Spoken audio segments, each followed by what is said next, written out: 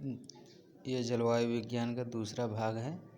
जो 25 क्वेश्चन हो चुका था। अब आगे हम लोग करेंगे क्वेश्चन क्वेश्चन आगे करेंगे जो एग्ज़ाम की दृष्टि बहुत ही इम्पोर्टेंट है। तो पहला क्वेश्चन है जो 26वां है। तापमान का एडियाबेटिक परिवर्तन किस कारण होता है? तो इसका सही उत्तर है वायुपुंज का प्रसरण अथवा संकुचन के कारण होता है।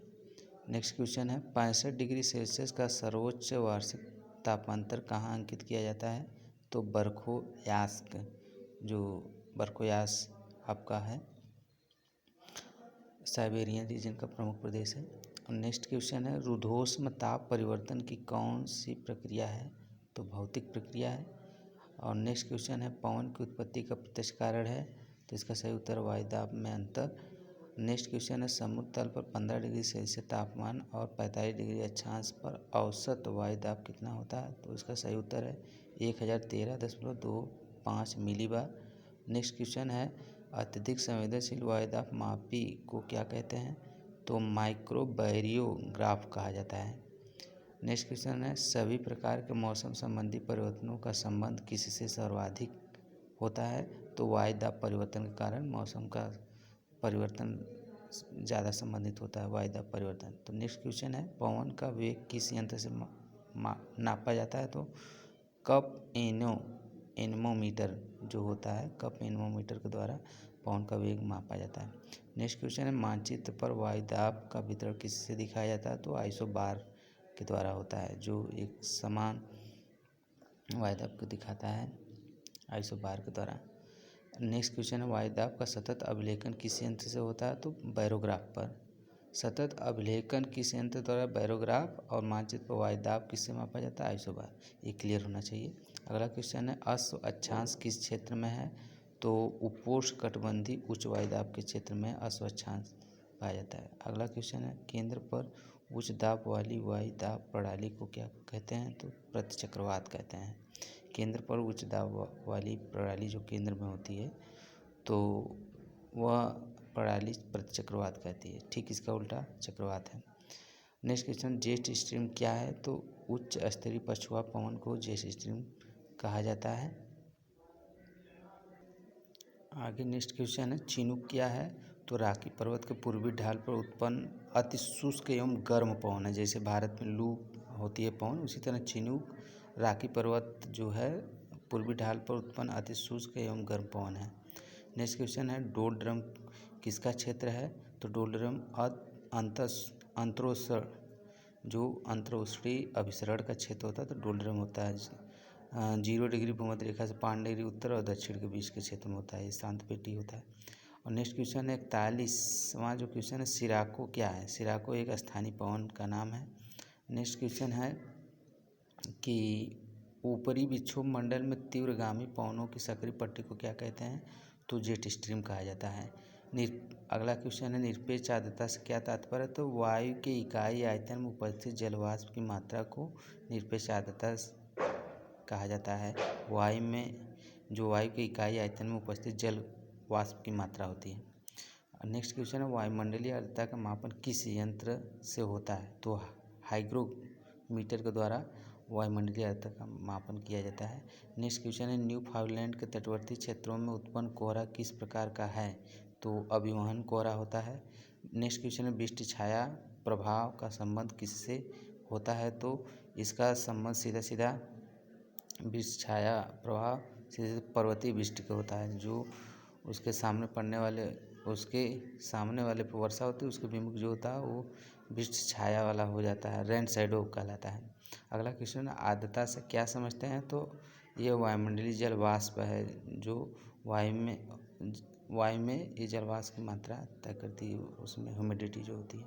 अगला क्वेश्चन है भूमध्य रेखीय प्रदेश की वर्षा का क्या प्रकार है? तो संवहनी वर्षा होता है जो दोपहर के 2 बजे प्रतिदिन जो सूर्य का तापमान और फिर ये संवहनी वर्षा बादल बनेगा दोपहर के प्रतिदिन पर डे 2 बजे बारिश हो जाती है। तो भूमध्य रेखीय प्रदेश में वर्षा का जो प्रकार है तो वो संवहनी वर्षा है। यह वर्षा एक प्रकार है जिसमें अगला क्वेश्चन दिया गया ये वर्षा के एक प्रकार ओस पाला चालन तो स्लीट वर्षा का एक प्रकार है। मानचित्र पर इससे वर्षा का वितरण दर्शाया जाता है। किससे?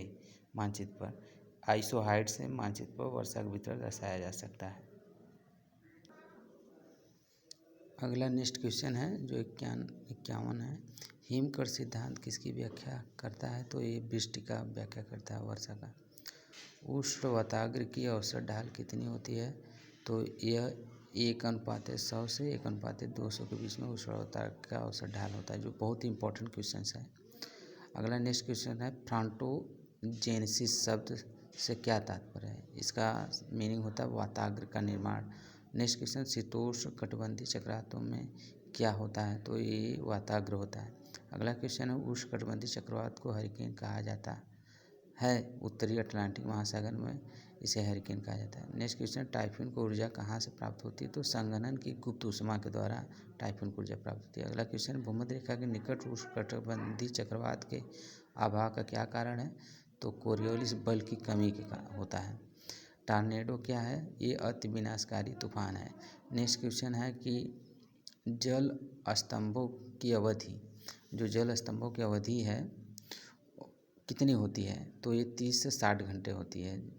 नेक्स्ट क्वेश्चन है हरिकेन के व्यास की लंबाई कितनी होती है? तो 500 से 600 किलोमीटर के बीच में होती है।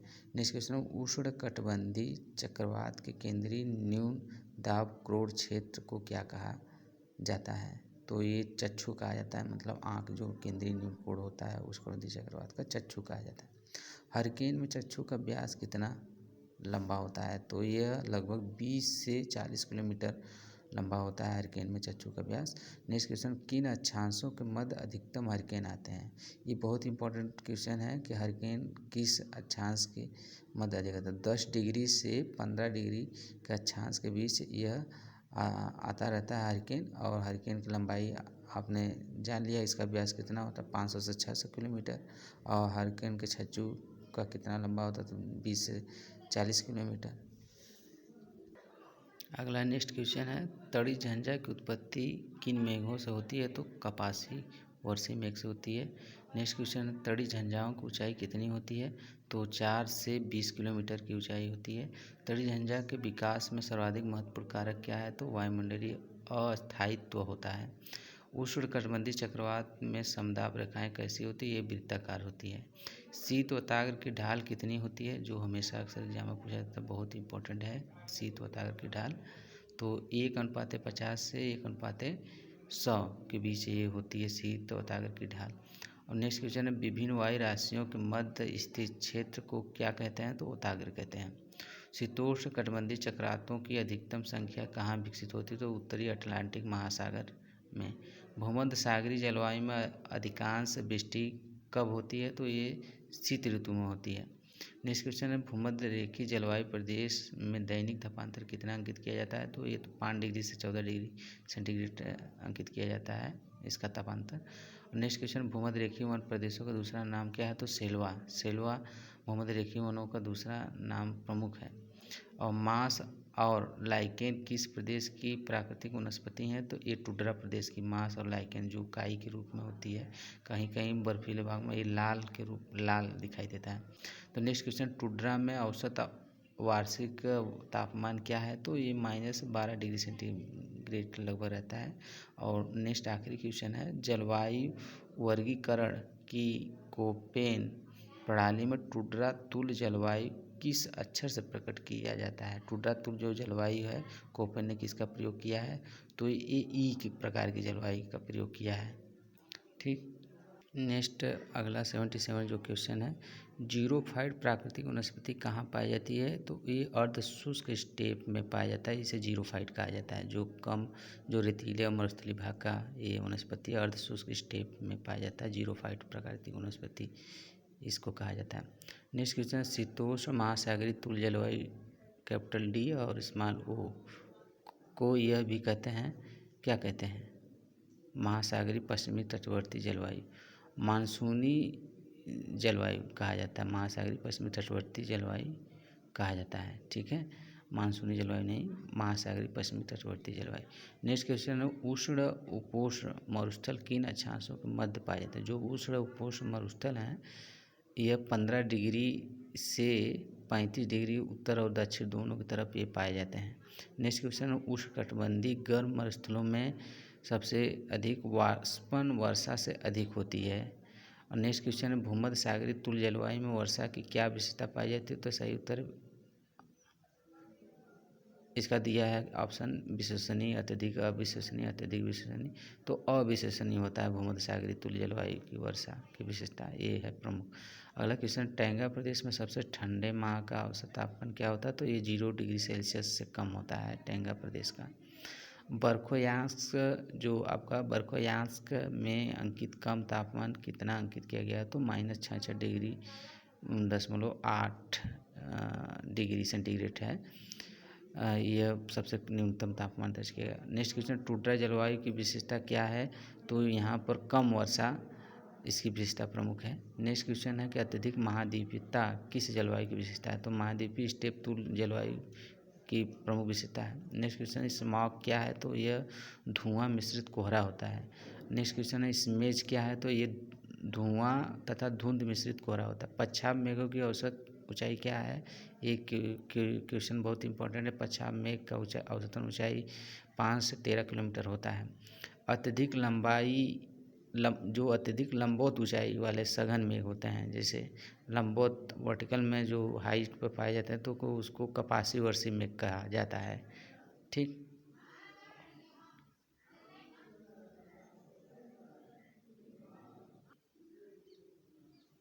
नेक्स्ट क्वेश्चन है, रेशेदार दिखाई पड़ने वाले मेघ को क्या कहते हैं? तो पच्छाद मेघ कहते हैं। नेक्स्ट क्वेश्चन, वर्षा के संलयन सिद्धांत के प्रतिपादक कौन थे? तो इवांस थे। ये बहुत ही इंपॉर्टेंट क्वेश्चन है। वर्षा के संलयन सिद्धांत जो प्रतिपादित किया है वो इवांस महोदय ने प्रतिपादित किया। नेक्स्ट क्वेश्चन, ऐसी वायु राशि जिसका तापमान धरातल की अपेक्षा अधिक हो क्या कही जाती है? तो इस वायु राशि को उष्ण वायु राशि कहा जाता है। नेक्स्ट क्वेश्चन है, शुष्क एवं उष्ण वायु राशि कहाँ उत्पन्न होती है? ये उष्ण उपोष्ण मरुस्थलों पर ये इसका उत्पन्न होने का कारण प्रमुख है। नेक्स्ट क्वेश्चन है, ग्रीष्मकालीन महाद्वीपीय ध्रुवीय वायु राशियों की उत्पत्ति स्थान कहाँ है ग्रीष्मकाल के समय? तो इसका प्रमुख स्थान उच्च अक्षांशीय महाद्वीपों के मध्यवर्ती भाग में पाया जाता है। नेक्स्ट क्वेश्चन है, वायु राशि संकल्पना को किसने विकसित किया था? ये अक्सर एग्जाम में पूछने वाला है। बी वर्कनेस जो हैं वायु राशि संकल्पना को विकसित करने वाले प्रमुख हैं। और फिर नेक्स्ट क्वेश्चन है, ये भी बहुत ही इंपॉर्टेंट है, जलवायु परिवर्तन का कार्बन डाइऑक्साइड सिद्धांत किसने प्रस्तुत किया था? तो टीसी चैम्बरलिन। जो टीसी चैम्बरलिन है तो वो कार्बन डाइऑक्साइड सिद्धांत को प्रस्तुत किया था, जलवायु क्लाइमेट चेंज के लिए प्रमुख बताया था। नेक्स्ट क्वेश्चन, लघु हिम युग, जिसे लघु हिम युग आपको पता होगा कि आइस एज था, तो उसमें लघु हिम युग का विस्तार कब से कब तक था? तो ये 1550 से 1850 ईस्वी तक था। इसी समय आइस का बहुत ही हिमपात हुआ, तो इसे लघु हिम की संज्ञा दी गई। इसका समय काल कब था लघु हिम का? तो 1550 से 1850 ईस्वी तक। अगला क्वेश्चन है, सूर्य कलंक क्या है? सूर्य कलंक, आप ये क्वेश्चन जो है आप इसको चेक करके बता सकते हैं कि इसका जो उत्तर है, सौर तल पर विशाल चुंबकीय तूफान जो सूर्य कलंक का है। ठीक। अगला क्वेश्चन है, अंतिम विशाल हिमयुग कब था? तो अंतिम जो था विशाल हिमयुग, तो ये प्लीस्टोसीन काल में था। ये बहुत ही इम्पोर्टेंट क्वेश्चन है, जो आपका अंतिम विशाल हिमयुग जो प्लीस्टोसीन काल में था, लगभग 9 लाख या 10 लाख के करीब में इसका समय है। इसमें 4 हिमयुगों में बांटा गया है। इसमें बृहद झीलों का निर्माण भी हुआ।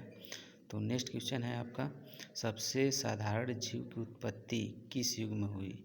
तो ये आर्कियोजोइक युग में इसका उत्पत्ति हुई, आर्कियोजोइक। नेक्स्ट अगला क्वेश्चन है, पृथ्वी की एक परिक्रमा हेतु ध्रुवीय उपग्रह कितना समय लेता है? तो 100 मिनट का ये समय लेता है पृथ्वी की एक परिक्रमा करने के लिए। ध्रुवीय जो उपग्रह कितना समय लेता है? तो ये 100 मिनट का समय लेता है पृथ्वी की एक परिक्रमा।